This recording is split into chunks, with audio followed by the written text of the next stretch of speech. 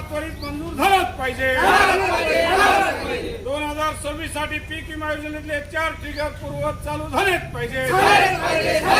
शेतकऱ्यांना सरसकट कर्जमाफी मंजूर झालीच पाहिजे। शेतकऱ्यांना सरसकट विनाअट कर्जमाफी मंजूर झालीच पाहिजे। शेतकऱ्यांची ऊस उत्पादक शेतकऱ्यांची ऊस बिले तात्काळ मंजूर झालीच पाहिजे।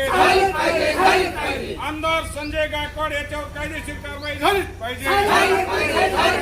शिरसोळा येथील मंजूर घरकुल धारकांना वाळू मंजूर झालीच पाहिजे।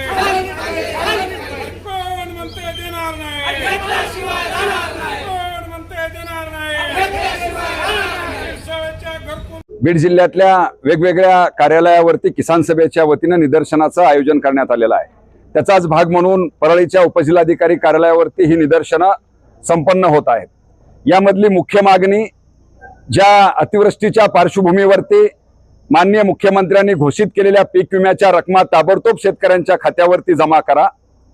ज्या पार्श्वभूमीवरती उद्याच्या येणाऱ्या हंगामामध्ये जो सुपर अल्निनोचा परिणाम जाणवतोय, यामधून शासन जी काळजी करत आहे, या काळजीमधून शेतकऱ्यांना आर्थिकदृष्ट्या वाचवण्यासाठी जी मूळ पीक विमा योजना होती, ज्या योजनेमधले चारही जोखीम स्तर आणि ज्याला आपण स्ट्रिगर म्हणतो, हे चारही जोखीम स्तर पूर्ववत घेऊन पहिली पीक विमा योजना शेतकरी धार्जिनी पुन्हा एकदा सुरू करावी, या मुख्य मागण्यासोबतच घोषित केलेल्याप्रमाणे संपूर्ण शेतकऱ्याचा कर्जमाफी करून 7/12 कोरा करण्यात यावा, या मागणीसोबत श्रावणबाळ आणि त्याचबरोबर संजय गांधी निराधार योजनेतल्या लोकांचे सुद्धा मानधन ताबडतोब वाटप करण्यात यावी, घरकुलधारकांना शासन निर्णयाप्रमाणे वाळूचं वाटप करण्यात यावं, या मागण्यांना घेऊन आजची ही निदर्शनं या ठिकाणी झालेली आहेत।